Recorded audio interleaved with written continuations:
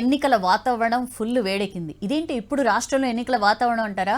అదేనండి graduate MLC elections.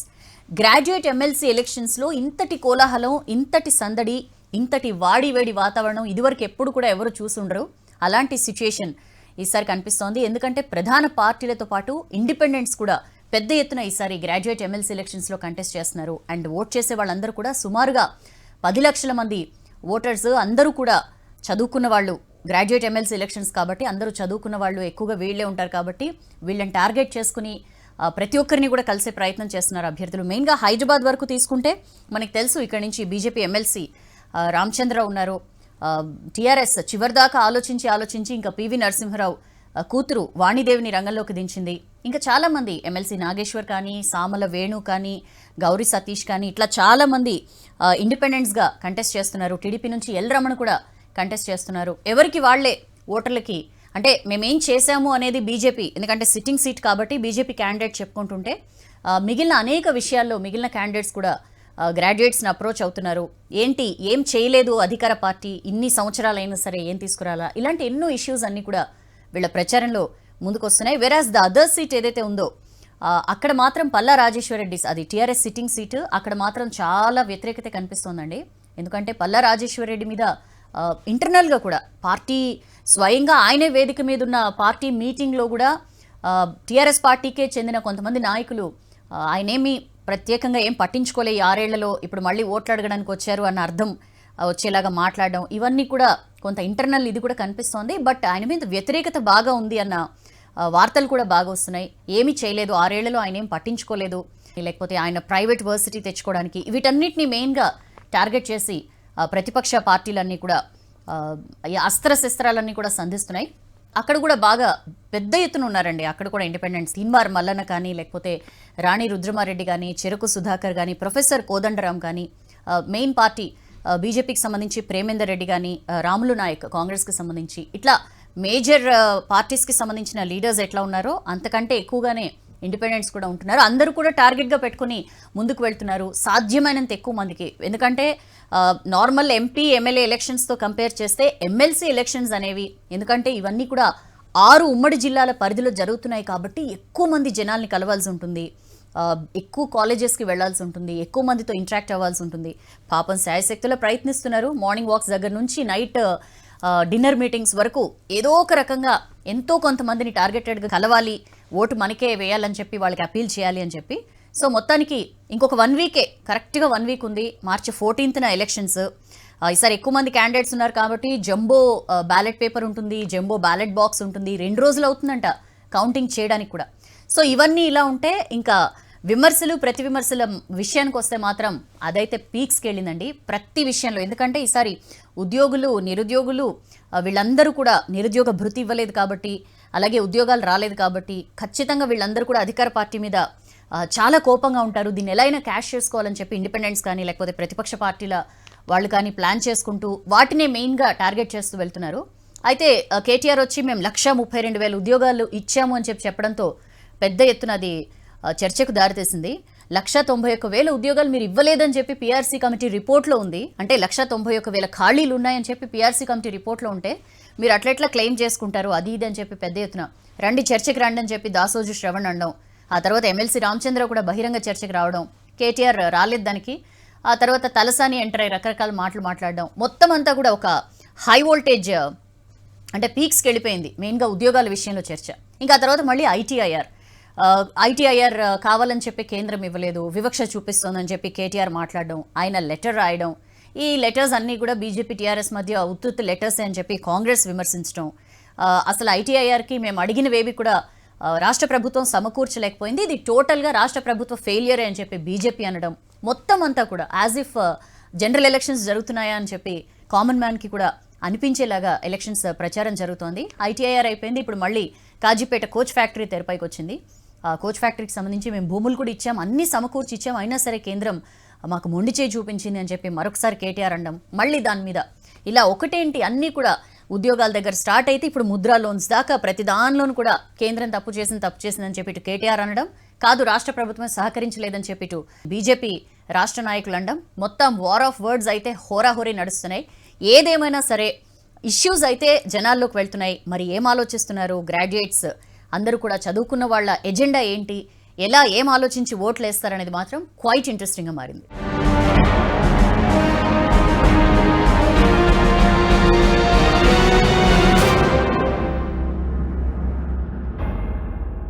Yes, ఇంకా ఈ గడిచిన వారంలో మనకి వచ్చిన ఫస్ట్ న్యూస్ ఏంటి అంటే మార్చ్ 1 నుంచి స్టార్ట్ అయిన వ్యాక్సినేషన్ సెకండ్ ఫేజ్. మనందరికీ తెలుసు ఫస్ట్ ఫేజ్లో హెల్త్ కేర్ వర్కర్స్కి, అలాగే ఫోర్ ఫ్రంట్లో ఉండి వర్క్ చేసిన ఫ్రంట్ లైన్ వారియర్స్కి వ్యాక్సిన్ ఇచ్చారు. సెకండ్ ఫేజ్కి వచ్చేసరికి సీనియర్ సిటిజన్స్ అంటే 60 సంవత్సరాల వయసున్న వాళ్ళు అండ్ కోమార్బిడిటీస్ అంటే 45 ఇయర్స్ దాటి కోమార్బిడిటీస్ వేరే ఏమైనా దీర్ఘకాలిక వ్యాధులు ఉన్న వాళ్ళు, ఈ కేటగిరీస్ వాళ్ళకి సెకండ్ ఫేజ్లో వ్యాక్సినేషన్ వేస్తున్నారు. మనకు తెలుసు మన దగ్గర serum institute of India and Bharat Biotech vaccines వేస్తున్నారు. ఈ సెకండ్ ఫేజ్ వ్యాక్సినేషన్ స్టార్ట్ అయిన రోజే ప్రధాని మోడీ తీసుకున్నారు, ఉపరాష్ట్రపతి వెంకయ్యనాయుడు, రాష్ట్రపతి రామ్నాథ్ కోవింద్, ఇంకా చాలా రాష్ట్రాల ముఖ్యమంత్రులు, వివిధ రాష్ట్రాల మంత్రులు, ఇట్లా ప్రముఖులందరూ కూడా, మెయిన్గా పొలిటీషియన్స్ ఎక్కువ మంది వ్యాక్సిన్ తీసుకున్నారు. దీనివల్ల ఏంటంటే మనకు తెలుసు చాలామంది ఇంత తొందరగా వ్యాక్సిన్ వచ్చింది ఏంటి అని చెప్పి చాలామంది భయపడి వ్యాక్సినేషన్కి దూరంగా ఉన్నారు, హెల్త్ కేర్ వర్కర్స్లో కూడా. సో ఇలాంటి చాలా మందికి ఉన్న అపోహల్ని దూరం చేసే ప్రయత్నం చేశారు. దాని ఇంపాక్ట్ కూడా కనిపించింది. వ్యాక్సినేషన్ స్టార్ట్ అయిన ఫస్ట్ డేకి రోజులు గడుస్తున్న కొద్దీ జనాల నుంచి వస్తున్న రెస్పాన్స్కి కూడా బాగానే జనం వెళ్తున్నారు వ్యాక్సిన్ తీసుకోవడానికి. అండ్ వ్యాక్సినేషన్కి సంబంధించి కోవిన్ అనే సాఫ్ట్వేర్ పెట్టారు. మనకు తెలుసు కోవిన్ 2.0 సెల్ఫ్ రిజిస్ట్రేషన్ ఎవరికి వాళ్లే రిజిస్టర్ చేసుకునేలాగా పెట్టారు.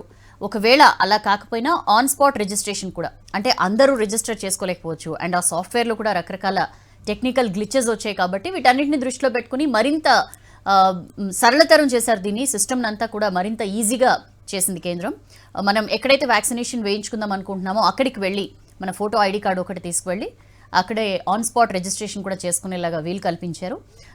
బాగానే ఇప్పటిదాకా అయితే బాగానే రెస్పాన్స్ వస్తుంది. అందరూ కూడా ఉత్సాహంగా వ్యాక్సినేషన్కి ముందుకు వెళ్తున్నారు. మెయిన్గా ఈ ఆన్లైన్ రిజిస్ట్రేషన్ మొదట్లో 1-2 రోజులు కొంచెం ఇబ్బంది పెట్టినా తర్వాత మొత్తం కూడా సెటరేట్ అయిన పరిస్థితి.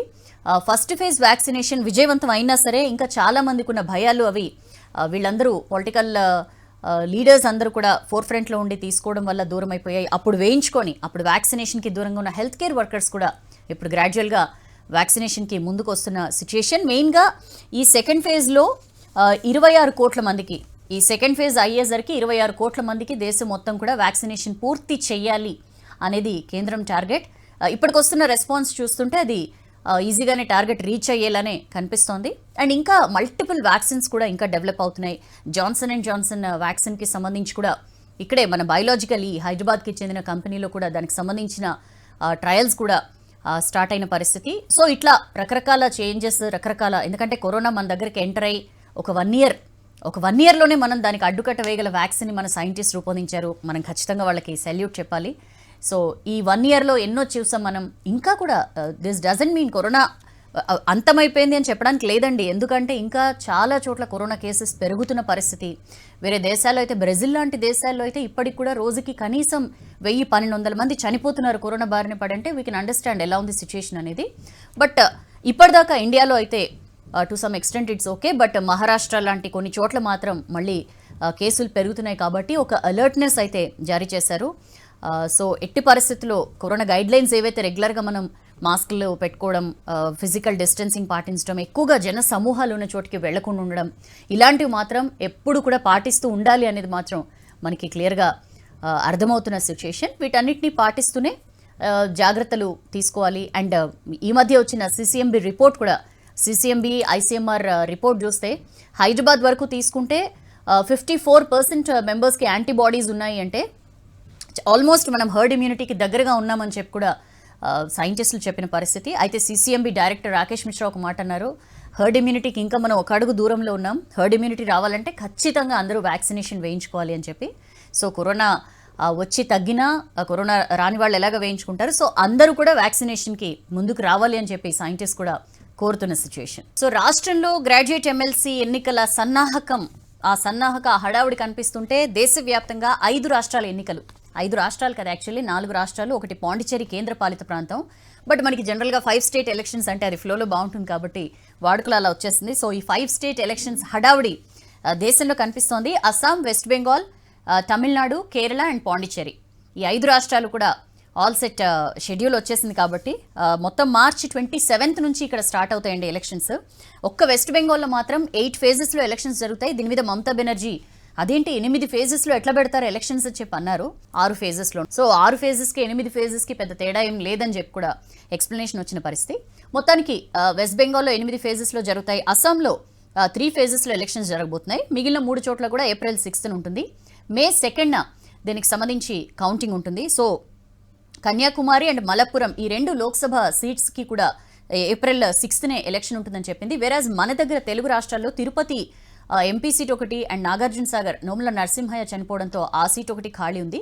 ఆ రెండిటికి సంబంధించి బై ఎలక్షన్కి సంబంధించి ఇంకా షెడ్యూల్ రిలీజ్ చేయలేదు. ఆ తర్వాత చెప్తామని చెప్పి ఎలక్షన్ కమిషన్ చెప్పింది. సో అది ఏ క్షణానైనా దానికి సంబంధించి అనౌన్స్మెంట్ రావచ్చు. సో మొత్తం అందరి దృష్టి కూడా ఈ 5 రాష్ట్రాల ఎన్నికల మీద పడింది. ఎందుకంటే ఈ 5 రాష్ట్రాల ఎన్నికల్లో ఎన్నో విషయాలకు సంబంధించి మనకు తెలుసు. ఒక పక్క రైతు ఉద్యమం జరుగుతోంది. ఈ 5 రాష్ట్రాల ఎన్నికలు ఒక రకంగా అసలు మొత్తం దేశంలో రాజకీయ ముఖ చిత్రాన్ని మార్చివేస్తాయి అనే రకంగా ప్రచారం జరుగుతోంది. ఫర్ దట్ మ్యాటర్ బీజేపీ ప్రతి చిన్న ఎలక్షన్ని కూడా సీరియస్గా తీసుకుని ప్రచారం చేస్తుంది. మనం కొన్ని సంవత్సరాలుగా దాన్ని చూస్తున్నాం. వెస్ట్ బెంగాల్లో బీజేపీ అదే ఎత్తున ప్రచారం చేస్తోంది. 294 సీట్స్ అండి వెస్ట్ బెంగాల్కి సంబంధించి. 294 సీట్స్లో ఎంత హోరాహోరీ పోరాటం నడుస్తుందంటే బీజేపీకి, తృణమూల్ కాంగ్రెస్కి ఎట్లయినా సరే ఈసారి కూడా గెలిచి హ్యాట్రిక్ కొట్టాలి అని చెప్పి మమతా బెనర్జీ నేను లోకల్ నాకు ఓటేయండి అని చెప్పి నినాదంతో తనకి ఎన్నికల వ్యూహకర్త ప్రశాంత్ కిషోర్ అన్నీ తానే క్యాండిడేట్ సెలెక్షన్ దగ్గర నుంచి కూడా ప్రతిదీ ఆమెకి సూచనలు సలహాలు ఇస్తూ ముందుకు నడిపిస్తున్న పరిస్థితి.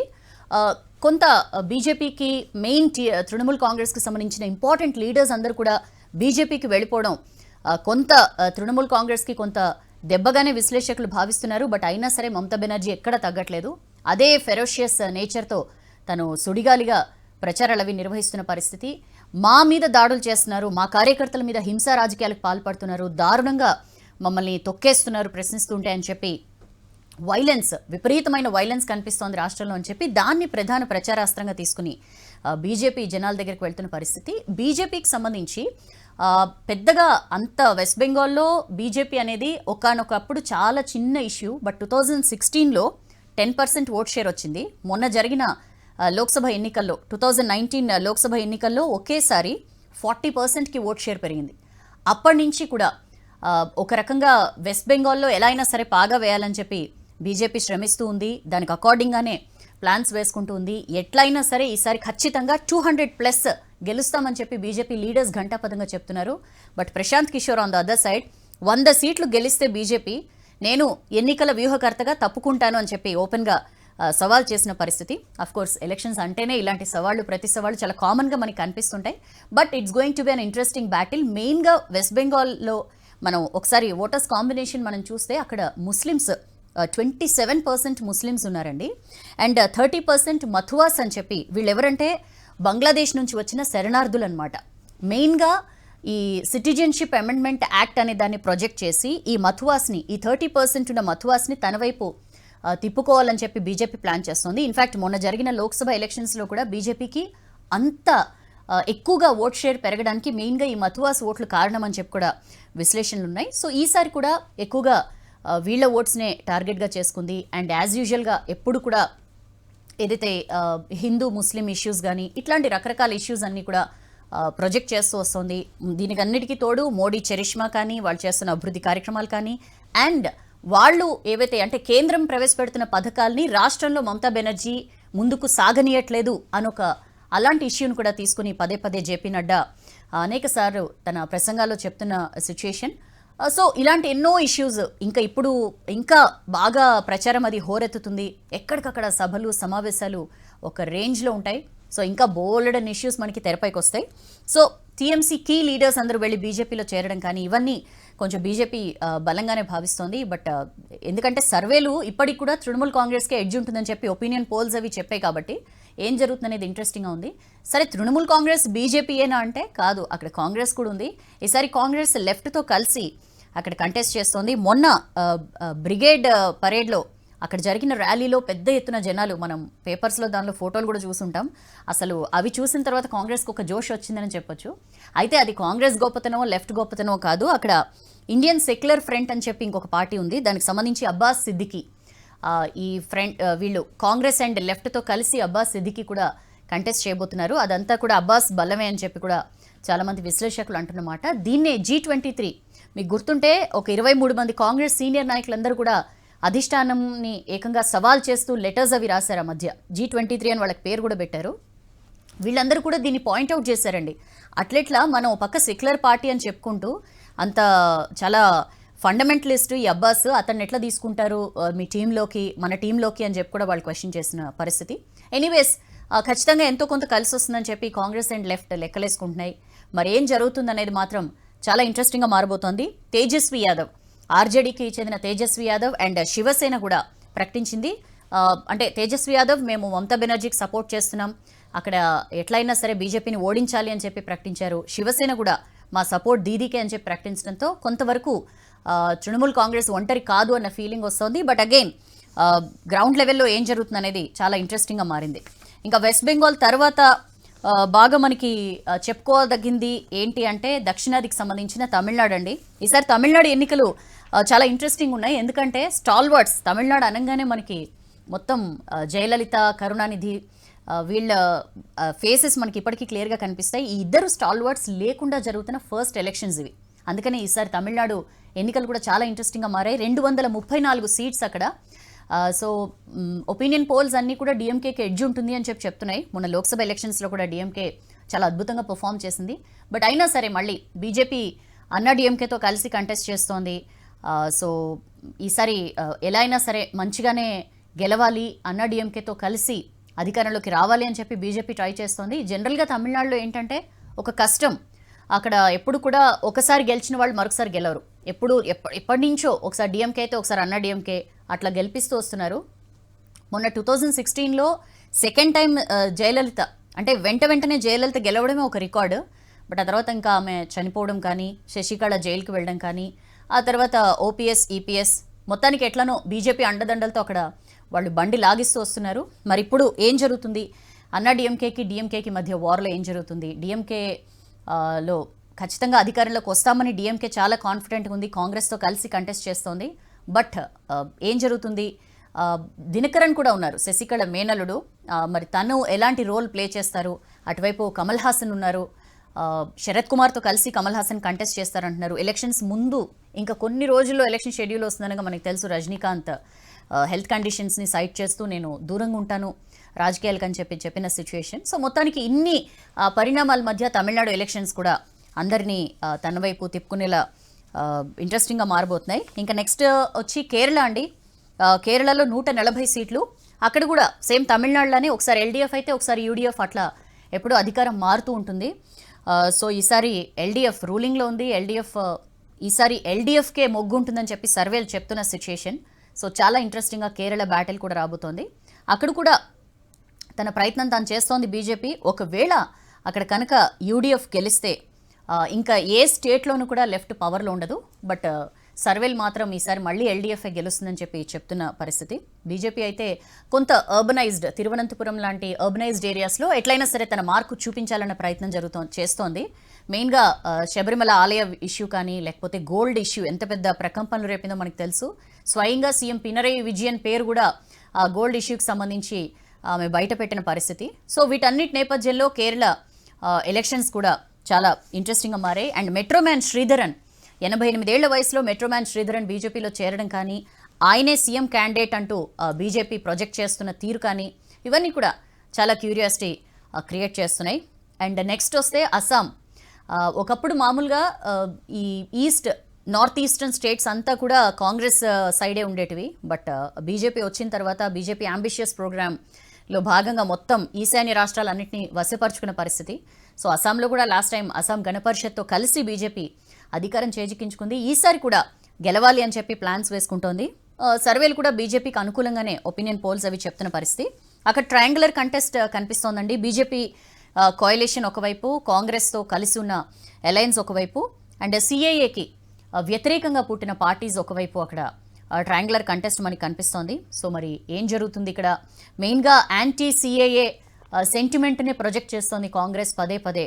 అస్సాంలో మొన్నైతే టీ ఆకులు కూడా వాళ్ళు అక్కడున్న వర్కర్స్తో కలిసి పనిచేస్తూ ప్రియాంక గాంధీ స్వయంగా రంగంలోకి దిగి ఆమె ప్రచారాన్ని హోరెత్తిస్తున్న పరిస్థితి. ఫర్ దట్ మ్యాటర్ ఎలక్షన్స్ మొత్తంలో మనకి ఆ, సముద్రంలోకి దూకి మత్స్యకారుల సమస్యలు తెలుసుకోవడానికి రాహుల్ గాంధీ స్విమ్మింగ్ చేయడం కానీ, లేకపోతే పుషప్స్ తీయడం కానీ, లేకపోతే ఆ, తేయాకులు వాళ్ళతో కలిసి ఆ టీ ఆకులు సేకరించడం కానీ ప్రియాంక. ఎలక్షన్స్ అంటేనే ఇలాంటి ఎన్నో చిత్ర విచిత్రాలు మనకి కనిపిస్తూ ఉంటాయి. బట్ ఆ టైంలో అయినా సరే ఈ పెద్ద పెద్ద నాయకులకు అలాంటి పనులన్నీ గుర్తొచ్చినందుకు మనం సంతోషం చెప్పుకోవచ్చు, మనం హ్యాపీ ఫీల్ అవ్వచ్చు.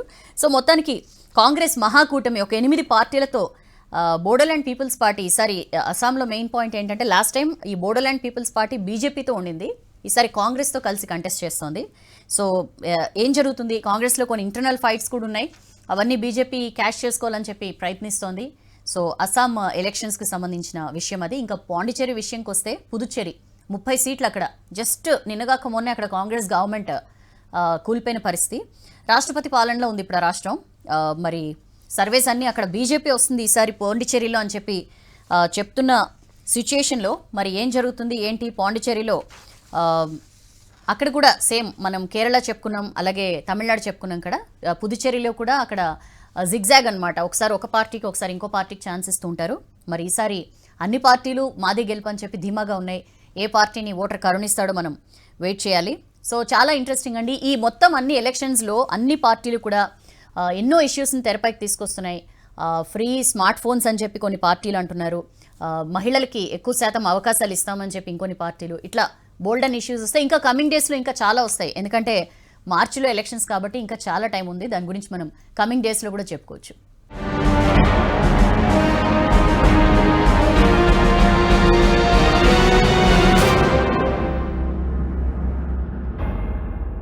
ఈ వారంలో జరిగిన ఇంకొక interesting development, Sasikala good bye to politics. ఇదేంటి అసలు? శశికళ సరే అమ్మ చనిపోయిన తర్వాత, జయలలిత చనిపోయిన తర్వాత శశికళ అన్నాడీఎంకే అధ్యక్ష బాధ్యతలు తీసుకోవడం, ఆ తర్వాత అక్కడ ఇంటర్నల్ లొల్లి, తర్వాత ఆమె జైలుకు వెళ్ళడం, ఇట్లాంటి ఎన్నో ఇష్యూస్ చూసిన తర్వాత ఆమె జైలు నుంచి రిలీజ్ అవుతున్న టైంలో శశికళ మొత్తం రోల్ చేంజ్, గేమ్ చేంజర్ కాబోతున్నారు. తమిళనాడు పాలిటిక్స్ అంతా కూడా చాలా హీట్గా అవుతాయని చెప్పి అందరం అనుకున్నాం.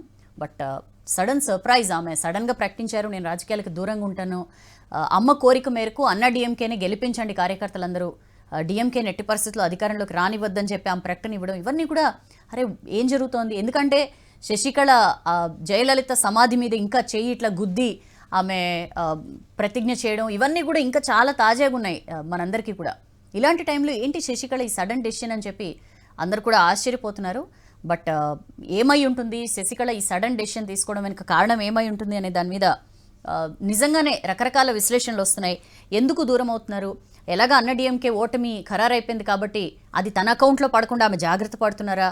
లేకపోతే అన్నాడీఎంకే ఓడిపోయిన తర్వాత ఇంకా తనే దిక్కవుతుంది కాబట్టి క్యాడర్ అంతా తన వైపు వస్తారు, అప్పుడు చక్రం తిప్పొచ్చని ఆలోచిస్తున్నారా? ఇట్లా ఎన్నో విశ్లేషణలు అవి నడుస్తున్నాయి. బట్ చాలా ఇంట్రెస్టింగ్ డెసిషన్ అయితే శశికళ నుంచి మనకు వచ్చింది.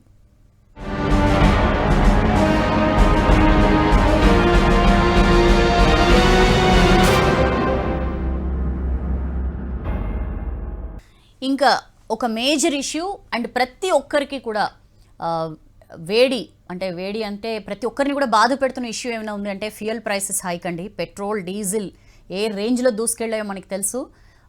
సెంచరీ చేసేస్తాయి అనుకున్న కొన్ని రాష్ట్రాల్లో సెంచరీలు చేసాయి కూడా. వీటన్నిటికీ తోడు నేనేమైనా తక్కువ తిన్నానా అని చెప్పి గ్యాస్ సిలిండర్ ధర కూడా 25 రూపాయలు భారం ఒకేసారి. కరోనా వల్ల మొత్తం అందరూ కూడా ఆర్థికంగా చాలా ఇబ్బందులు పడుతున్నారు. ఇలాంటి టైంలో ఇటు పెట్రోలు, డీజిల్, అటు గ్యాస్ మొత్తం అన్నీ కూడా రేట్లు పెరగడం కామన్ మ్యాన్ అయితే నిజంగా కోలుకోలేని దెబ్బతీస్తున్న సిచ్యుయేషన్. దీనికి ఏం చెప్తుంది కేంద్రం? యాజ్ యూజువల్గా ఇంటర్నేషనల్ ఇష్యూ, అక్కడ ఉత్పత్తి సరిగా జరగట్లేదు, మేము వాళ్ళతో మాట్లాడుతున్నాము, ఉత్పత్తి పెంచమని చెప్తున్నాము, తొందరలోనే ధరలు తగ్గే ఛాన్స్ ఉంది అని చెప్పి కేంద్ర మంత్రులు వాళ్ళు చెప్తున్నారు.